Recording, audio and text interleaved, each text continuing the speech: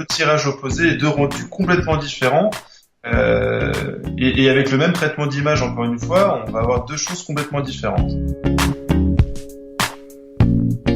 Bonjour, c'est Régis Moscardini du blog auxsurnature.com et je suis très heureux de vous retrouver pour ce 48e épisode du podcast Interview de photographe nature, la seule et unique émission sur le web qui vous aide à mieux photographier en compagnie des meilleurs photographes de nature francophones. Alors plus que 2 épisodes et nous en serons au 50e. Je vous promets quelques petites surprises bien sympathiques pour fêter ça. Une fois n'est pas coutume, je ne reçois pas mon invité pour ses photographies. En effet, Jérémy Boissy est d'abord et avant tout le fondateur et dirigeant de labophoto.fr. Alors oui, il aime évidemment la photographie en tant que passionné. Impossible d'ailleurs d'être un professionnel du tirage sans pratiquer soi-même la photo. Mais c'est son expertise sur l'art du tirage photo que j'ai voulu partager avec vous. Vous verrez, nous avons eu une discussion absolument passionnante sur tout l'univers du tirage photo. Je vous conseille vraiment d'écouter cette interview jusqu'au bout. Vous verrez, à la fin, vous aurez toutes les cartes en main pour réussir votre tirage photo.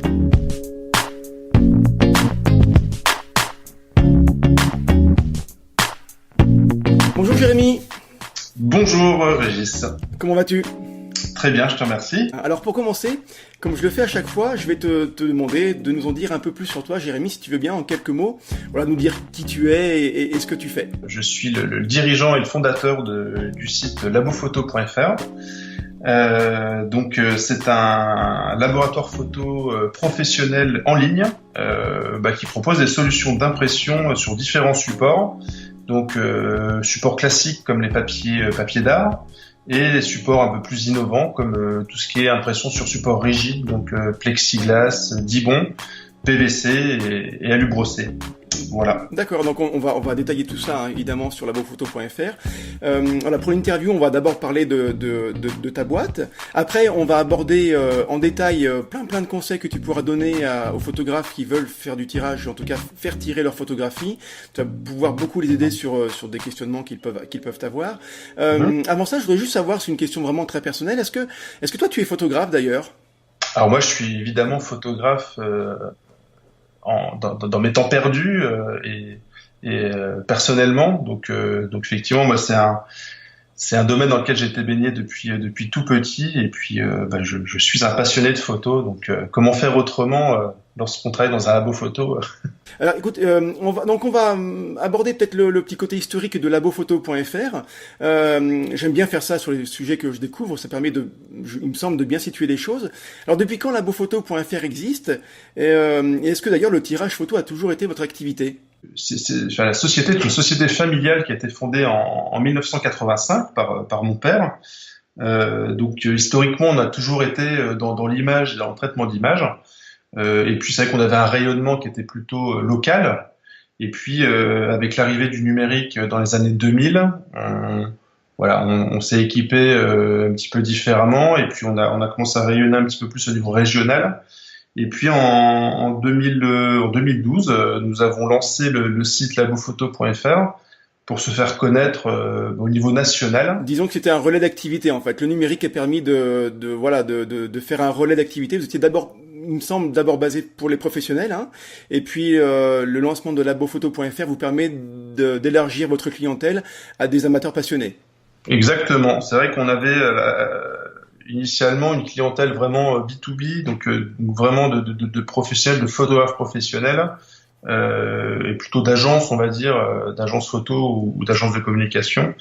Et la volonté de labophoto.fr, c'était de pouvoir faire bénéficier au plus grand nombre et à tous les amateurs de photographie de solutions professionnelles. Donc par professionnel, évidemment, on entend la qualité de la prestation et la qualité des tirages. Voilà, tout simplement. Et pas forcément destiné aux professionnels. Donc le mot professionnel, signifie un haut niveau d'exigence plutôt qu'un type de clientèle. Exactement, tout à fait. D'accord. Alors, on va parler un petit peu du marché du tirage photo, si tu veux bien. Est-ce que l'arrivée du numérique a, au même titre que l'acte photographique, je pense au réflexe numérique, est-ce que ça a révolutionné le marché du tirage photo ? Alors oui, évidemment, c'est vrai que on l'a constaté sur le marché des appareils photo, qui a été bouleversé. En fait, dans les années 2000, c'est là où vraiment on a vu que le numérique se démocratisait. Donc ça a aussi suivi sur l'impression et sur les tirages photos. Donc effectivement, alors nous on a toujours été quand même assez à la pointe au niveau du numérique, puisque nos premiers équipements numériques datent de 1991, donc 6 ans après la création de l'entreprise. Évidemment, en 91, les techniques n'étaient pas aussi performantes qu'aujourd'hui. Mais voilà, nous on a toujours fait le choix de s'orienter dans les dernières techniques d'impression.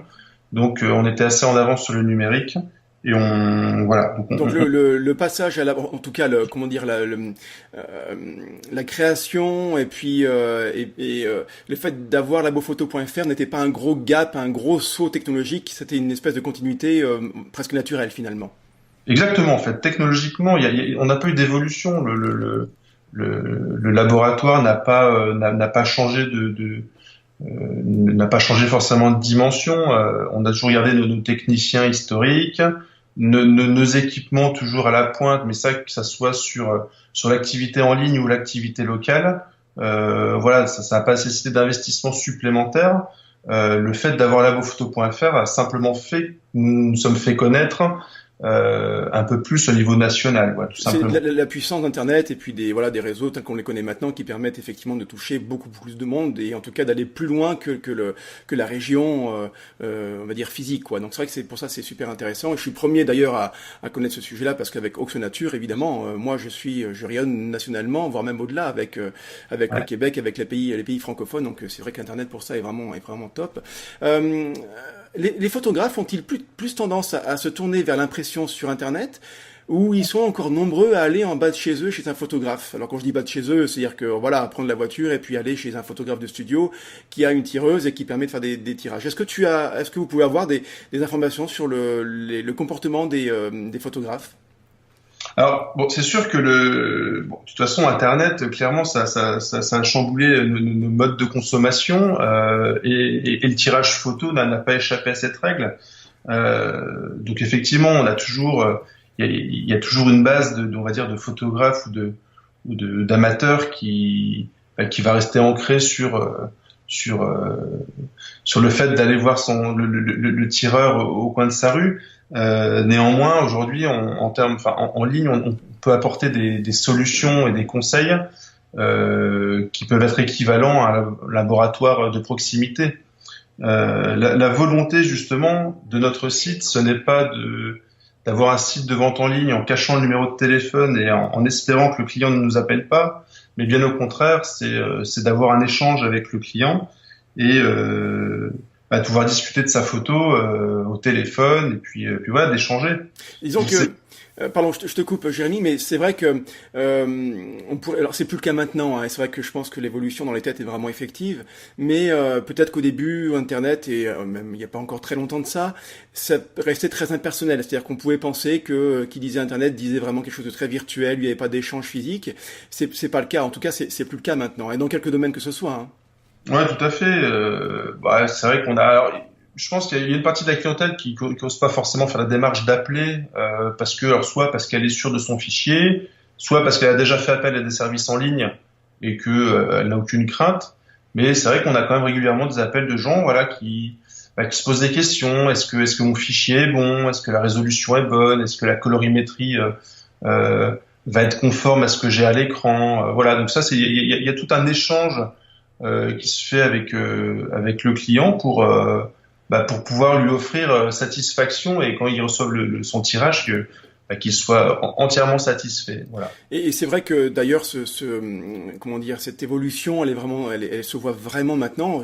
Ceux qui nous écoutent, je pense, sont habitués à aller sur des sites internet et on voit de plus en plus maintenant une espèce de petite bulle en bas à droite des sites ou en bas à gauche, mais bon, peu importe à la limite la forme que ça prend, mais des petites bulles qui permettent de cliquer dessus et quand on clique dessus, on peut interagir directement ou pas directement s'il y a le SAV support est en ligne derrière, mais on peut agir directement avec les personnes qui s'occupent du site, qui sont des personnes de l'aspect commercial, et ça on le voit de plus en plus. Voilà, donc c'est vrai que pour finir cette petite discussion sur ça, Internet maintenant c'est plus quelque chose de très impersonnel et qui est vraiment hors contexte physique. Donc pour ça je pense c'est une très bonne chose. Alors, si je peux ajouter quelque chose sur cette partie-là. Alors, traditionnellement, les laboratoires photos sont aussi des petites structures. Qui dit petite structure, voilà, dit équipement assez limité, aussi bien en format qu'en support. L'avantage qu'on va présenter aussi, c'est le fait de rayonner au niveau national. Aujourd'hui, on a un certain volume de tirage qui nous permet d'investir sur du matériel, donc comme je le disais tout à l'heure, à la pointe de la technologie et surtout dans des formats qui sont assez énormes. À titre d'information, sur les formats tirage papier, on peut aller jusqu'à 1,50 m de large, donc sans limite de longueur. Et sur les impressions sur support rigide, on peut aller jusqu'à 2 mètres par 3,20 m.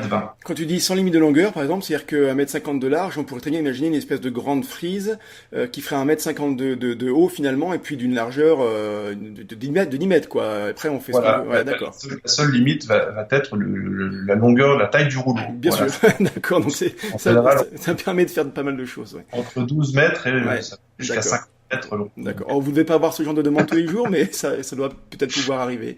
Non, mais par contre, effectivement, aujourd'hui, on constate quand même un engouement pour les grands formats. Ah, d'accord. D'accord, c'est intéressant ça. Ouais. Et mais alors justement, vraiment, faut pas qu'on oublie qu'on s'adresse, voilà, aux auditeurs d'Oxonature qui sont pour la plupart des amateurs. Les amateurs aussi ont tendance à privilégier des grands formats aussi. Après, tout dépend de l'utilisation. Voilà. Après, généralement, les amateurs, alors il y a pas mal d'amateurs qui essayent de faire leur première ou leur deuxième exposition. Donc là, ils auront envie plutôt de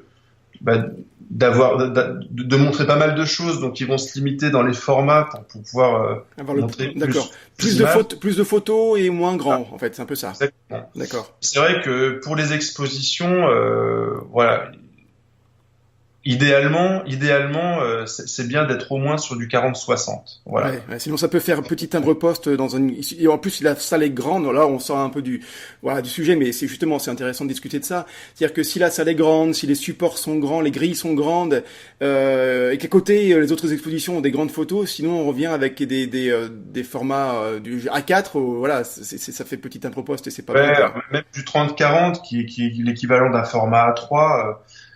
C'est souvent, on va dire, c'est souvent choisi quand même, mais c'est vrai que l'impact lors d'une exposition est beaucoup moins important. Exactement. Ouais. Je pense qu'il faut privilégier le format et la qualité des images à la quantité en fait. Voilà. Ouais, il faut mieux alors après se pose la question du choix des photos, du tri des photos finalement, et ça c'est un autre problème, mais il vaut mieux 10 photos à un grand format plutôt que 20 à moitié format, quoi. Ça a beaucoup plus d'impact il me semble, et celui qui voit les photos est beaucoup moins perdu dans le flot d'images, donc c'est plus important, ouais.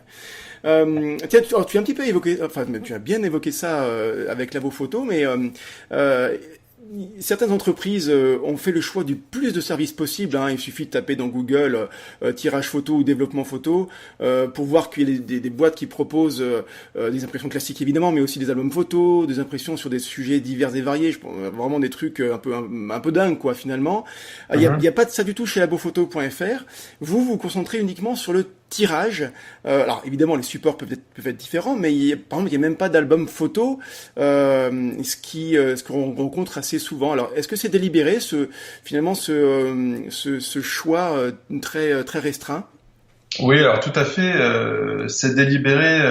Alors d'une part parce que on propose à nos clients ce qu'on sait faire et ce qu'on sait bien faire. La deuxième chose, c'est que, étant donné que nous n'avons aucune sous-traitance et que tout est fait dans notre laboratoire à Dijon, voilà, tout est fait chez nous, donc on va faire la découpe des finitions, l'impression des supports, la découpe des supports, l'encadrement et l'emballage. Donc pour toutes ces étapes, il n'y a aucune sous-traitance. Et le fait de pourquoi pas proposer, admettons, je sais pas moi, les albums photos, ça nous nécessiterait d'une part des investissements assez lourds supplémentaires, et ou alors de faire de la sous-traitance comme pas mal d'entreprises le font, puisque les équipements sont complètement différents. C'est-à-dire que oui, effectivement, c'est vraiment quelque chose que je connais pas et je découvre en t'écoutant. quand on a l'équipement que vous avez pour des tirages photo papier par exemple, eh bien en gros c'est pas la même machine qui va permettre de faire des albums photos. Il faudrait acheter une nouvelle machine et qui doit coûter des milliers d'euros. Donc évidemment, des centaines de milliers d'euros même. C'est ça. Ou alors le sous-traiter, mais là vous maîtrisez moins la chaîne logistique et c'est un peu plus embêtant pour une entreprise comme la vôtre. Exactement. On maîtrise pas les délais, on maîtrise pas la qualité et voilà. Aujourd'hui. Le problème, c'est qu'on a fait le choix d'être sur un niveau de qualité qui est le meilleur du marché. Aujourd'hui, je vous mets au défi de trouver une qualité supérieure à ce qu'on fait. Ça n'existera pas parce qu'on est sur les équipements les mieux aujourd'hui. Le problème de se lancer sur une activité un peu différente, soit on décide effectivement de mettre le paquet en investissement et d'avoir des machines ultra performantes, mais du coup l'investissement sera assez lourd. Soit on investit sur du matériel un peu moins haut de gamme ou plus traditionnel et voilà où la qualité risque d'être plutôt moyenne. Donc effectivement la volonté c'est pas de faire du travail moyen, c'est vraiment de faire quelque chose de performant. De ce qu'il y a de meilleur, quoi. Alors, il me semble, j'ai remarqué que pour pas mal de photographes, le tirage photo est vraiment presque le cadet de leur souci, quoi. Surtout avec le numérique, Maintenant, on prend, ça va sur la carte mémoire, on regarde de temps en temps, et au mieux sur l'écran d'ordinateur, au pire sur le dos de l'appareil, mais vraiment on n'en fait pas grand-chose, quoi. Et pour ceux qui veulent aller plus loin et faire de l'impression, j'ai l'impression que tant qu'une image est imprimée correctement et qu'elle correspond grosso modo à celle affichée sur l'écran, tout va bien. Est-ce qu'il n'y aurait pas un vrai travail de fond à mener, limite un travail d'éducation à faire auprès des photographes amateurs, presque du grand public, pour expliquer en gros qu'il y a tirage photo et tirage photo. Je veux dire, Madame Michu, en gros, elle prend ses photos de famille, elle va aller sur n'importe quel site internet, le premier qui arrivera en haut de Google après avoir tapé ses mots-clés de recherche, elle fait son impression photo, il y a peu de chances qu'elle soit très déçue, quoi. Et pourtant, vous placez dans le très haut de gamme. Est-ce qu'il y a pas quelque part un travail que vous pourriez mener pour faire comprendre au grand public que le tirage papier, quand on en fait, on peut pas se contenter du moyen. Effectivement, alors c'est vrai qu'on constate que régulièrement, alors même les photographes professionnels ont une méconnaissance des supports d'impression. C'est pour ces raisons-là aussi que au salon de la photo l'année dernière, nous avons mis en place l'intégralité de nos supports avec l'impression de la même image. Ah oui, je m'en souviens. Ouais, c'était très parlant d'ailleurs, effectivement. Ouais.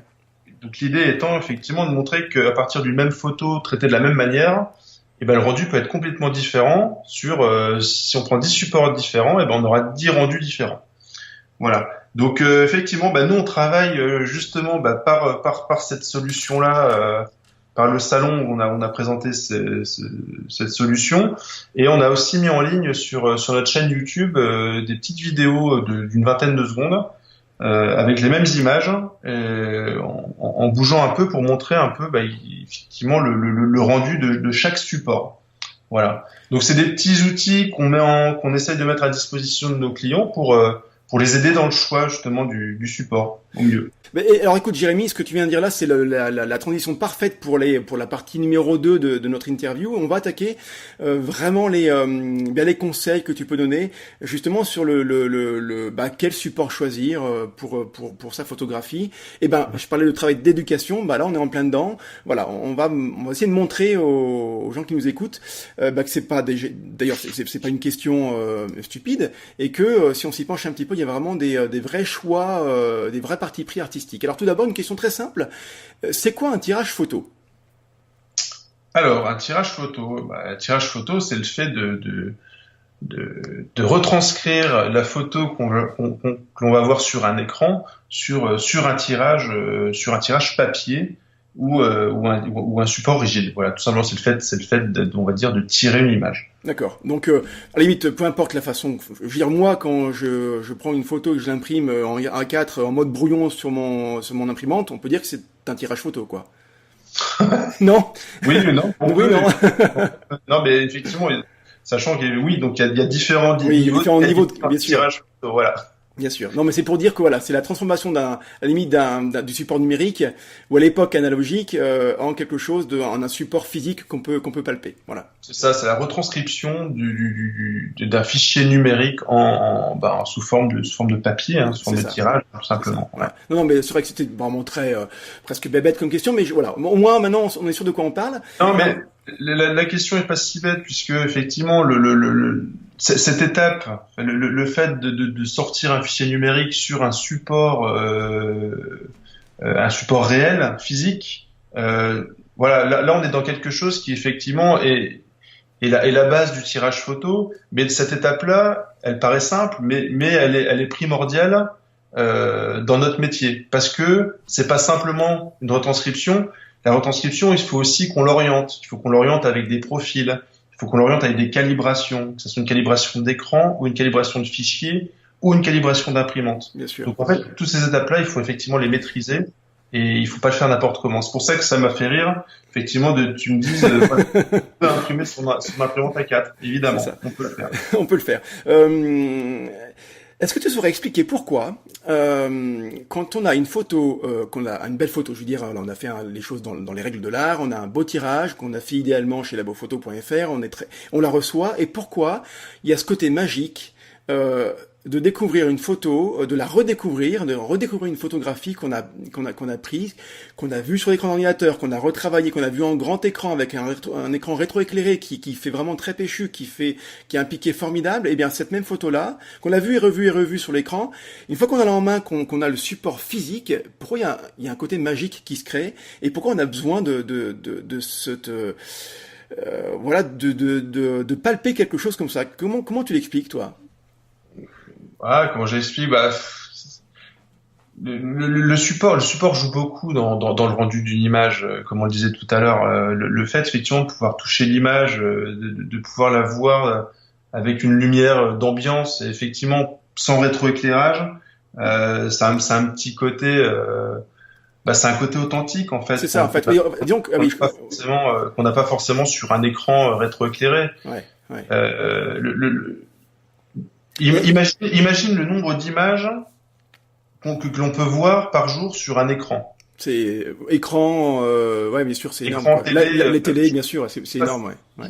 Des milliers. Bien sûr. Le fait de pouvoir l'imprimer sur un support rigide et de pouvoir la toucher, voilà, la différence, elle se fait là en fait. C'est sur effectivement ce côté authentique. Bien sûr. Et d'ailleurs, je pense qu'on doit pouvoir retrouver le même genre de réaction entre les livres numériques et puis les livres papier. On a toujours dit, moi j'ai toujours entendu dire, et maintenant moins, mais au début quand il y avait l'apparition des tablettes, quand il y a eu les lectrices, enfin les lecteurs numériques là, avec de l'encre électronique, on prédisait la mort du livre, mais en fait, je crois que le livre s'est jamais aussi bien porté.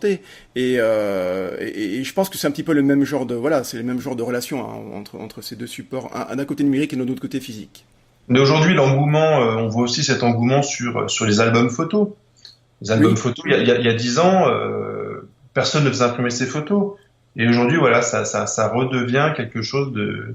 C'est une autre manière de regarder ces images, en fait. Et puis après, c'est presque philosophique. Après, on divague vraiment, mais il y a un côté retour à l'authenticité. Effectivement, on baigne dans le virtuel, dans le numérique, dans des choses qui vont très très très vite. Et je pense que des fois, ça fait du bien de retrouver des choses qui sont plus authentiques, plus naturelles, physiques. Moi, je vois en tant que photographe animalier, j'apprécie énormément d'être dans la nature parce que nos vies sont trépidantes, parce qu'on n'arrête pas, on est à 100 à l'heure, et des fois, quand on se retrouve en pleine forêt, par exemple, eh bien, il y a ce côté-là authentique, naturel, qui nous fait du bien. Et je pense que le papier, toute proportion gardée évidemment, un tirage papier nous fait ressentir quelque part un petit peu ça. Ouais, tout à fait. Bon, après, et puis voilà, après, effectivement, on va pouvoir parler un peu de la texture des papiers, du rendu des papiers, qui, en fonction du support choisi, va donner un rendu différent à l'image. Et bien alors justement, tiens, alors c'est exactement la question que j'allais te poser là à l'instant. Alors j'ai coutume de dire que l'acte photographique ne se termine pas une fois le déclencheur de l'appareil relâché, et c'est presque même d'ailleurs maintenant que ça commence. Il y a le développement sur ordinateur, évidemment, du fichier numérique, on va pas en parler, même si c'est super important. Et évidemment, il y a le tirage photo, parce que c'est ce qui nous concerne maintenant. Est-ce que le choix alors, en posant la question, j'ai déjà la réponse, mais est-ce que le choix du support d'impression peut avoir un réel impact sur le rendu final de l'image? Oui, donc la réponse effectivement est oui, et vraiment, ça a une importance significative. Si on prend deux choses complètement opposées, on va dire qu'on peut partir sur un tirage sur papier mat, type Harman Coated Smooth 300 grammes. Donc là, qui aura un rendu très lisse, très doux et très mat. Voilà. À l'inverse, on va pouvoir imprimer sur un tirage Plexi Art. Donc là, c'est sur du plexiglas, où là, on va avoir quelque chose de ultra brillant, saturé et très contrasté. Donc là, tu nous donnes vraiment volontairement deux extrêmes finalement. Deux oppositions, exactement. Deux tirages opposés et deux rendus complètement différents. D'accord. Et avec le même traitement d'image, encore une fois, on va avoir deux choses complètement différentes. Avant de parler sur labeauphoto.fr quel type de support vous proposez, mais là encore une fois, quand je dis de parti pris artistique, c'est-à-dire que le photographe qui décide pendant le déclenchement d'avoir une pause longue plutôt qu'une pause courte, c'est un choix artistique pour avoir un effet de filet. Ce même type de choix-là, il est, tu viens de le dire, il est évident dans le choix du support. Mais qu'est-ce qui fait qu'on va choisir ça ou ça? Pourquoi je vais avoir tendance à aller plutôt vers le plexi que plutôt vers le papier mat dont tu me parlais à l'instant? Alors, en fait, il y a plusieurs choses. En fait, déjà, il faut savoir à quoi sont destinées les images, les tirages. Est-ce qu'ils sont destinés à une exposition itinérante? Est-ce qu'ils sont destinés à la décoration? Est-ce qu'ils sont destinés à une galerie d'art ou à être vendus? Voilà. Donc déjà, effectivement, il faut savoir à quoi ils sont destinés. Est-ce que c'est par exemple, plus que le lieu dont tu parles, est-ce que c'est plutôt le public qui est important en fait? Je veux dire par là. Mettons, si je fais une exposition pour une galerie marchande dans un supermarché près de chez moi, ce qui est tout à fait possible, on peut penser que voilà, les gens vont aller vouloir toucher, ce qui peut être naturel. Hein, on a envie de toucher le support. Est-ce que là, j'ai pas tout intérêt à prendre quelque chose de plus résistant? Est-ce que le public est aussi important à prendre en compte que le lieu où ça va se passer? Oui, effectivement, c'est sûr que sur un lieu public où effectivement il y aura du passage et où les gens auront tendance effectivement à poser leurs doigts, on va éviter le papier d'art, qui est plutôt fragile. Donc là, on s'orientera plus vers une solution d'impression directe sur un aludibond, par exemple, qui sera très qualitative, mais qui aura pour bénéfice de ne pas être facilement altérable. En tout cas, ça va pas trop prendre les marques de doigts et ça va rester plus voilà. Donc ça sera pas sensible aux rayures, voilà. Pas sensible aux traces de doigts. Ça peut se nettoyer avec un chiffon. Donc voilà. Donc ça c'est vraiment le support qui est à choisir en cas d'exposition itinérante ou d'une exposition vers un public qui sera pas forcément très regardant ou très respectueux. Très sympa. Très sympa, c'est ça. Donc première chose, premier critère dont tu viens de nous parler, c'est à quoi est destinée l'exposition, en tout cas les tirages qu'on veut faire. Est-ce qu'il y a un deuxième critère à prendre en compte? Le critère, c'est le rendu. Il y a deux types, il y a deux gammes de produits, on va dire. On a la gamme de papier d'art, où là, imprimante jet d'encre plutôt traditionnelle, type Epson, où là on va choisir effectivement la texture du papier, le grammage et un peu la blancheur de son papier. Donc au plus on ira vers un papier mat et sans texture, au plus on va apporter beaucoup de douceur à l'image. Donc ça convient très bien sur des paysages brumeux. Alors on dit effectivement généralement ça convient bien sur des peaux. Alors là c'est pas le cas dans la nature, mais sur des peaux de bébé par exemple. Mais quelque chose, voilà, si on veut rendre un côté très doux, c'est exactement vers ce type de papier qu'il faut s'orienter. Mat et puis et lisse. En gros c'est ça. Mat et lisse. D'accord, exactement. parfait. Ouais. Voilà. Et après les papiers, au plus on va s'orienter vers des papiers un peu plus brillants. Donc ensuite, on a des papiers satinés ou barités.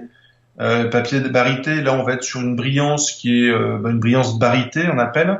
Donc c'est légèrement le papier a une légère texture qui est assez fine, mais on va être sur un rendu un petit peu plus brillant, ce qui aura tendance à apporter plus de contraste à l'image et des couleurs un peu plus éclatantes. Voilà, mais en restant assez subtil. D'accord.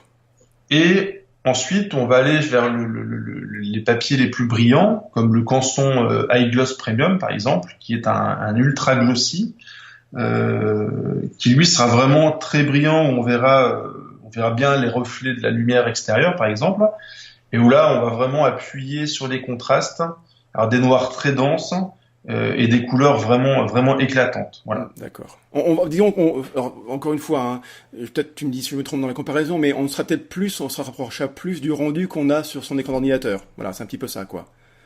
Oui, tout à fait. Ouais. Ça, effectivement, ce sera plutôt ce rendu-là. C'est assez péchu, quoi. Ouais, tout à fait. D'accord. Après, au niveau de la blancheur, on va dire que un papier qui a 100% de blancheur, entre 100 et 110% de blancheur, on va être sur quelque chose d'assez conforme à l'écran et d'assez neutre. Par contre, il y a des papiers, je pense au Photorag, Anemuleux Photorag 308 grammes, qui lui a une blancheur à 92%. Ça veut dire quoi? Ça veut dire qu'il a un blanc qui est plutôt naturel, donc pas très blanc. Et qui va plutôt fonctionner avec des images qui auront besoin de chaleur, qui vont être assez chaleureuses. Donc des levées ou des couchers de soleil, des photos plutôt, on va dire, dans des paysages africains ou orientaux, voilà, sur des ambiances assez chaudes, en fait. D'accord. Voilà. Ouais, d'accord. Avec un coucher de soleil pour accentuer le côté orange de la lumière qui est vraiment chatoyante. Exactement. D'accord. À l'inverse, des photos comme le Bright White de chez Anemuleux, lui est plutôt un ultra blanc. Donc lui, il va plutôt convenir sur des photos noir et blanc, avec un contraste important sur les noirs. Voilà. D'accord.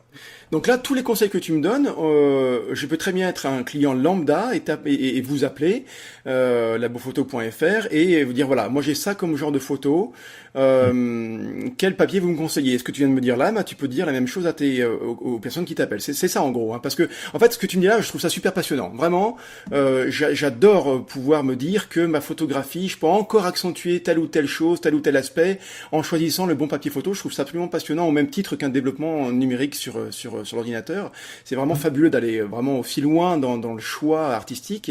Mais c'est passionnant et en même temps c'est complexe. Donc voilà, c'est bien de pouvoir être aidé et vous le faites chez labophoto.fr. Non, mais voilà, c'est pour ça qu'effectivement, alors nous sommes un site de vente en ligne, mais effectivement, on veut avoir cette proximité. Donc, nous, enfin, tous les jours, ça nous arrive d'avoir des clients qui se posent ces questions. Donc, le premier conseil, c'est envoyez-nous par mail ou par WeTransfer vos fichiers. À réception, on vous rappelle et on en discute avec vous pour vous conseiller effectivement sur le meilleur support à choisir pour vos besoins, voilà. D'accord. Et là, c'est pas payant, quoi. C'est un conseil comme ça. Après, on achète ou on n'achète pas, quoi. Tout à fait. Non, mais l'idée, effectivement, c'est il y a pas de, c'est pas un conseil payant, tout à fait. Ouais. D'accord. C'est pas à la vente. Non. Tu l'as déjà évoqué, mais là, est-ce que tu peux faire un petit listing des types de supports photos proposés? On a déjà bien parlé des papiers photos. Il y a d'autres types de supports proposés chez vous? Oui, tout à fait. Donc on a parlé effectivement des papiers d'art, donc sur une impression jet d'encre. Et la deuxième gamme de produits, on va dire, c'est les impressions directes sur support rigide. Donc là, la technique d'impression est simple, hein. On choisit un support rigide comme l'aludibond, l'alu brossé, le plexiglas ou le PVC. Donc là, on vient imprimer directement sur les plaques. Alors là, voilà. Donc l'avantage de cette solution, c'est qu'effectivement, on peut faire aussi des grands formats, donc qui vont jusqu'à 2 mètres par 3 mètres 20. D'accord. Et c'est des choses qui sont beaucoup plus résistantes qu'un tirage papier. Voilà. Alors, qualitativement, on va être un petit peu, à la limite, un cran en dessous, mais par contre, on bénéficie d'une résistance qui sont comme une mesure avec le tirage papier. Oui, alors effectivement c'est une précision importante. L'impression sur papier photo reste la référence. D'accord. Ça reste le plus performant en termes de colorimétrie et de résolution et de définition de tirage. Néanmoins, sur la technique d'impression directe, on a des rendus qui sont vraiment très très bons. Vraiment bon, ouais. Ouais, non mais donc voilà, on va dire que voilà, selon les utilisations et le rendu souhaité, voilà, on reste quand même sur des choses quasiment au même niveau. Si j'ai fait une photo magnifique, j'en suis très heureux, je l'adore, tout ça. Et si je vais l'accrocher dans mon salon, en gros, je prends un tirage papier, je me fais plaisir, un grand tirage avec une qualité vraiment optimale, et là c'est parfait. Si en revanche j'ai 10 photos à tirer pour une exposition, peu importe où, je ferai pas une énorme concession sur la qualité, un tout petit peu, mais pas une énorme concession. Par contre, je vais gagner en sécurité et puis en confort. Finalement, j'aurais pas peur que toute ma collection soit abîmée dans une exposition. Exactement, ouais. Alors, il faut savoir aussi que l'impression sur support rigide, c'est une solution qui va être un petit peu plus déco. L'impression, par exemple, sur Plexi Art, donc là, on propose différentes épaisseurs de plexi. Le rendu du plexi reste quelque chose d'assez nouveau, et le rendu est complètement différent d'un tirage papier. C'est vrai que c'est des solutions qui sont plus à privilégier aussi pour de la décoration, donc soit de la décoration d'une maison ou pour un hôtel, un restaurant, voilà, c'est des choses qui se font bien. Voilà, sachant aussi que aujourd'hui les galeries d'art passent par ce type de procédé. On a plusieurs clients qui exposent en galerie d'art sur des procédés de tirage en plexi, par exemple. D'accord, ok. Bon, pour vous donner le niveau de qualité, hein, voilà, c'est qu'aujourd'hui, c'est pas rédhibitoire d'être en impression directe, même pour des galeries, ouais. Qui ont un niveau d'exigence assez élevé. J'imagine. Alors, les auditeurs d'Oxonature sont pour la plupart des photographes animaliers ou plus généralement en nature, mais vraiment pour l'animalier, on aime bien bénéficier d'un super piqué. Je veux dire, c'est pour ça qu'on investit dans des optiques de haute qualité. C'est pour ça qu'au développement, avec les petits pinceaux, on va aller dans l'œil de l'animal pour accentuer la netteté sur certains points très importants. On aime bien que le pélage, quand on photographie des mammifères, ou le plumage des oiseaux soit vraiment très bien transcrit et très très net. Voilà, le piqué, c'est peut-être le mot le plus utilisé dans les forums de photographie animalière. Quel support toi tu conseillerais pour accentuer la netteté des images et ne pas altérer ce qu'on a précieusement essayé de conserver tout au long du processus photographique? Personnellement, je trouve que les photos nature rendent assez bien sur des supports brillants, sur des papiers brillants. Et notamment, je pense au Canson High Gloss Premium. D'accord. Qui lui sera, voilà, encore une fois, tout dépend des images, mais on va dire en règle générale, on va dire que les supports brillants, les papiers brillants sont plus adaptés, et font ressortir effectivement le piqué et la qualité de l'image. D'accord. Donc, je suis entre deux papiers, le Canson High Gloss Premium pour quelque chose de vraiment ultra brillant, ultra pétant et éclatant. Oui. Et un papier barité, le Canson Barita 310 grammes par exemple, qui est un bon compromis en termes de qualité-prix, voilà, qui sera aussi très bien. D'accord. Ouais, donc c'est intéressant d'avoir ce point de vue. Alors c'est pas une règle absolue. Après il y a une question de goût qui intervient évidemment, mais voilà, si on veut conserver ce piqué qu'on a chèrement gagné pendant l'acte photographique, on peut le conserver, on va le conserver, voire le magnifier avec les deux papiers dont tu viens de parler. Donc ça c'est intéressant.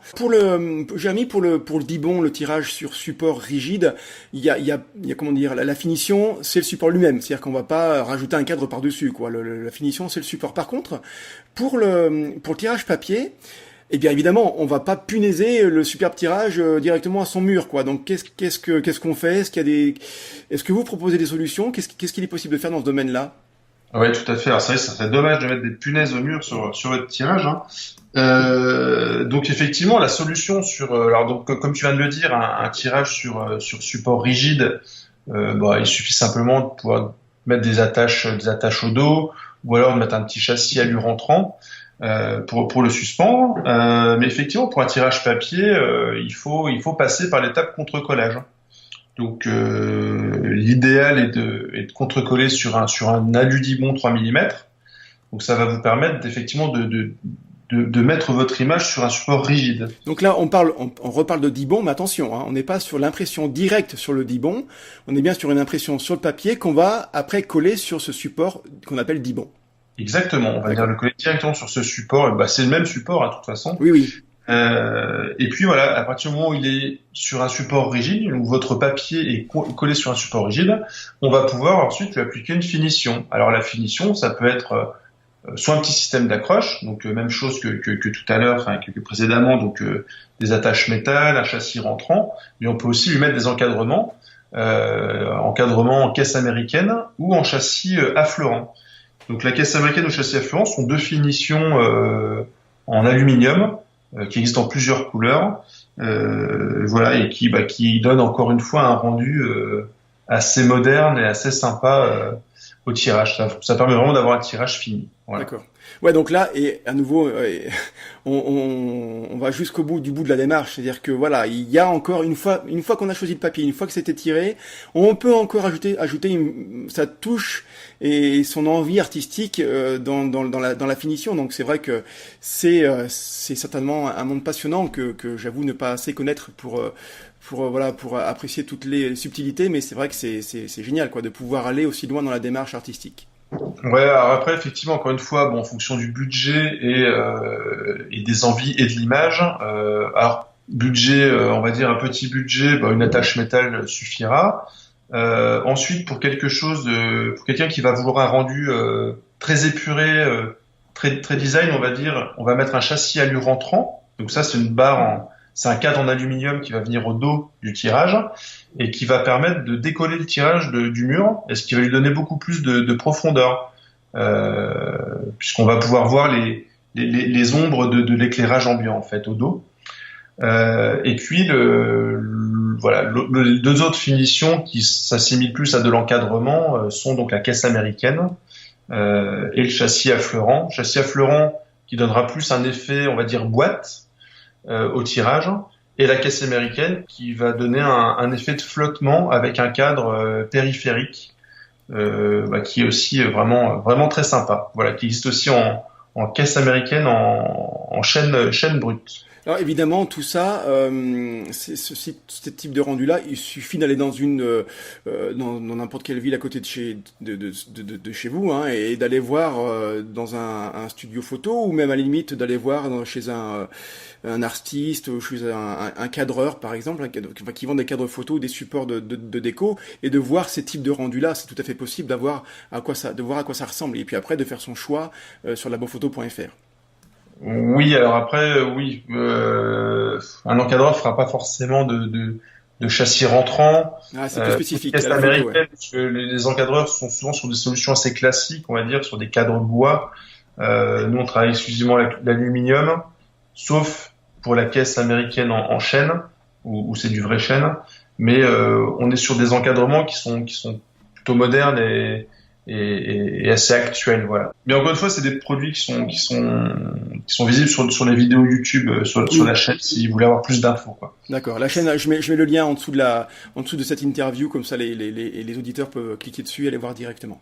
Je voudrais qu'on aborde, Jérémy, si tu veux bien, la question des profils ICC. Alors, ça mériterait une émission vraiment entière avec ce sujet-là, parce que c'est vraiment, c'est un domaine vraiment très, très pointu. Voilà, sans entrer trop dans les détails, mais dire à ceux qui n'ont jamais entendu parler de ça, de quoi il s'agit exactement, ces profils ICC, et en quoi c'est important. Alors, le profil ICC, effectivement, c'est quelque chose que nous on fournit à nos clients sur notre site. Donc, c'est un profil qui permet de simuler l'impression photo sur un écran. Donc, à partir d'un profil, sachant que les profils ICC, faut faire très attention avec, c'est que à partir du moment où vous avez un écran qui déjà n'est pas calibré, et oui, je dirais que ça va proscrire. Parce que de faire une simulation de rendu sur un écran qui n'est pas calibré, on peut partir un peu dans tous les sens. Alors on a parfois des gens effectivement qui nous appellent en nous disant j'ai téléchargé le profil ICC, je l'ai mis dans mon Photoshop, et alors j'ai quelque chose de complètement d'affreux. Donc voilà, donc là la solution est simple, c'est envoyez-nous votre fichier, on regarde et puis on s'appelle. En gros, dans un monde idéal, si tous les écrans, en tout cas si l'écran du photographe était calibré, eh bien vous leur envoyez un profil qui correspond au profil ICC de vos imprimantes, et la personne utilise ce profil-là dans Lightroom ou Photoshop ou un autre logiciel de développement photo, et ça lui permet de voir sur son écran calibré le rendu qu'aura la photo une fois tirée sur papier. C'est ça. Exactement. Et pas de pas avoir de mauvaises surprises, voilà. Oui, alors je vais peut-être aller à contre-courant de ce qui se fait ou de ce qui se dit sur les profils ICC, mais voilà, moi je constate quand même avec nos clients et la manière dont ça se passe que c'est quand même très compliqué à utiliser pour quelqu'un qui est novice. Je dirais que il n'est pas nécessaire d'aller aussi loin pour faire tirer une photo, parce que je sais pas, imagine-toi de faire une simulation de rendu sur un écran d'un papier mat. C'est compliqué. Sur un écran brillant d'iMac comme le mien, ça peut être compliqué, voilà. Effectivement. Ouais. C'est assez compliqué. Enfin, je veux dire, donc le rendu, c'est une interprétation encore une fois, mais qui n'est pas du tout. Qui n'est pas conforme à... Bien sûr, ouais. En gros, on peut dire que si il y a un photographe qui est un peu geek sur les bords, un peu bidouilleur et qui aime bien tripatouiller ce genre de choses, voilà, il se fait plaisir, il le télécharge, il télécharge votre profil ICC, il s'en charge et après il vous envoie le truc. Si quelqu'un sait pas du tout ce que c'est et n'a pas du tout envie de s'y intéresser, il vous envoie sa photo et puis après vous discutez avec lui et c'est comme ça que ça se passe. Exactement. Alors, pour conclure, c'est soit vous avez effectivement un écran ESO avec une sonde de calibration et vous êtes calé sur ça et vous pouvez télécharger le profil ICC pour avoir une idée du rendu, soit vous n'avez aucun des deux éléments et voilà, ne vous embêtez pas avec le profil ICC, appelez-nous. Voilà. Parfait.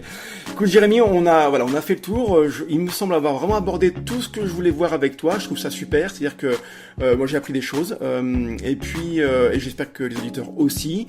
Donc écoute, merci beaucoup pour le temps que tu as consacré à l'interview. Puis et donc j'invite les auditeurs à aller voir sur le site labophoto.fr à voir ce que vous proposez et puis à entrer en contact avec vous si les personnes sont intéressées par vos services. On les accueillera avec plaisir. Merci Jérémy. Merci à toi Alice.